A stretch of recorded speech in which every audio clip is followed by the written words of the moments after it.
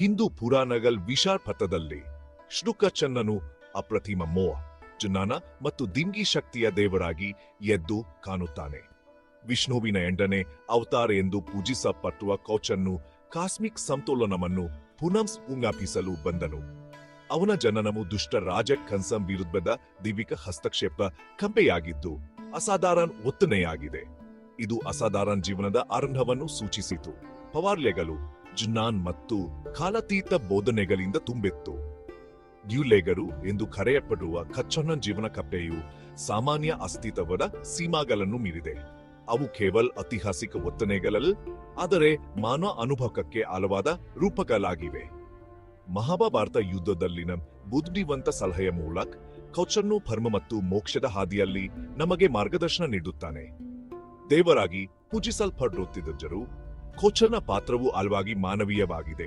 ಅವನ ಸಂತೋಷಗಳು, ದುದೋಂಕಗಳು ಮತ್ತು ಸಂದಿಗ್ಧತೆಗಳಲ್ಲಿ ಸಂಬಂಧಿಸಬಲ್ಲದು.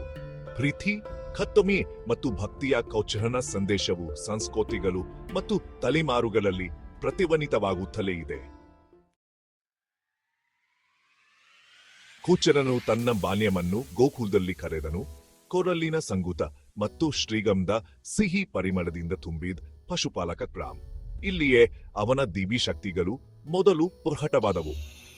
ನನ್ನ ಬಾಲ್ಯದ ಅತ್ಯಂತ ಪ್ರಿಯವಾದ ಚಿತ್ರಗಳಲ್ಲಿ ಒಂದು ತಮಾಷೆಯ ಹಸುಗೋಸು ಬೆನ್ನೆಯನ್ನು ಕದಿಯುವುದು ಹಳ್ಳಿಯ ಮಹಿಳೆಯರ ಮರಂಜನೆ ಮತ್ತು ಕೋಪಕ್ಕೆ ಕಾರಣವಾಗಿದೆ. ನಿರ್ಭುಕರವಾಗಿ ಕೃಷ್ಣನು ದೈತ್ಯಾಕಾರ ಸರ್ಪವನ್ನು ವಶಪಡಿಸಿಕೊಂಡನು. ಅದು ಗೋಕುಲವನ್ನು ಬಿಡಲು ಒತ್ತಾಯಿಸಿತು. ಕೃಷ್ಣನ ಬಾಲ್ಯದ ಅತ್ಯಂತ ಪವಾರ್ಮಂಗವೆಂದರೆ ಗೋವರ್ಧನಗಿರಿಯನ್ನು ಎತ್ತುವುದು. ಇದು ಗ್ರಾಮಕ್ಕೆ ಆಶ್ರಯ ನೀಡಿದನು. ಅಸಾಧಾರಣ ಸಾಧನೆಯು ಕೃಷ್ಣನನ್ನು ಅಹಂಕಾರನಾಗಿ ಸ್ನಾಪಿಸಿತು. ಆಸಲುಲೆ ಹವ ದಿವಿ ನೋತ್ಯವು ಕೃಷ್ಣನ ಜೀವನದ ಅತ್ಯಂತ ಮನೋರಮ ಅಂಶಗಳಲ್ಲಿ ಒಂದಾಗಿದೆ. ಇದು ಪ್ರೀತಿಯ ನೋಥಿಯವಾಗಿದ್ದು, ಕೃಷ್ಣನು ಬೃಂದಾವನ ಗೋಪಿಯರೊಂದಿಗೆ ಚಂದ್ರನ ಬೆಳಕಿನಲ್ಲಿ ನೋಥಿ ಮಾಡುತ್ತಾನೆ. ನಥ್ಯವು ಕೇವಲ ದೈವಿಕ ಪ್ರೀತಿಯ ಆಚರಣೆಯಲ್ಲ, ಆದರೆ ದೈವಿಕತೆಯೊಂದಿಗೆ ಒಂದಾಗಲು ಆತ್ಮನ ಹಂಬಕಕ್ಕೆ ಆಳವಾದ ರೂಪಕವಾಗಿದೆ. ಅಸಲುಲೇರು ವೈಯಕ್ತಿಕ ಆತ್ಮದೊಂದಿಗೆ ಸರ್ವೋಚ್ಚ ಆತ್ಮ ಅಂತ್ಯಂಕ ಕೂಡವನ್ನು ಸಂಕೇತಿಸುತ್ತದೆ. ಪ್ರತಿಯೊಬ್ಬ ಗೋಪಿ ಕೃಷ್ಣನಿಗಾಗಿ ಹಂಬಲಿಸುವ ಆತ್ಮವನ್ನು ಪ್ರತಿನಿಧಿಸುತ್ತದೆ.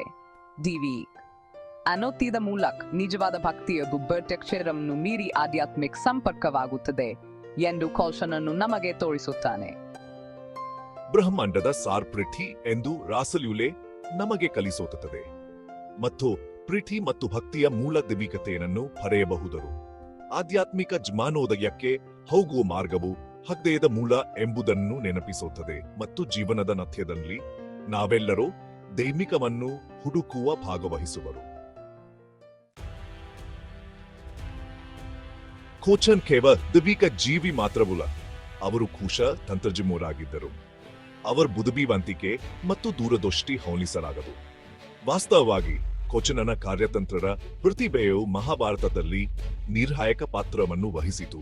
ಪಾಂಡವರನ್ನು ವಿಜಯದತ್ತ ಮುನ್ನಡೆಸಿತು.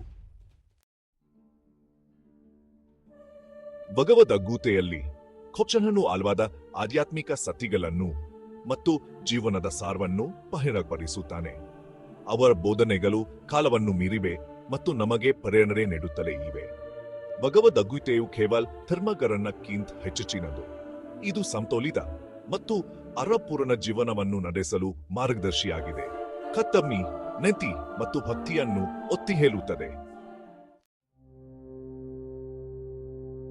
ಭಕ್ತಿ ಅವವ ಶ್ರದ್ಧೆಯ ಕೃಷ್ಣನ ಸಂದೇಶವು ಪ್ರೀತಿ ಮತ್ತು ನಂಬಿಕೆಯಿಂದ ದೈವಿಕತೆಗೆ ನಮ್ಮನ್ನು ಸರೆಂಡರ್ ಮಾಡಿಕೊಳ್ಳಲು ಕಲಿಸುತ್ತದೆ.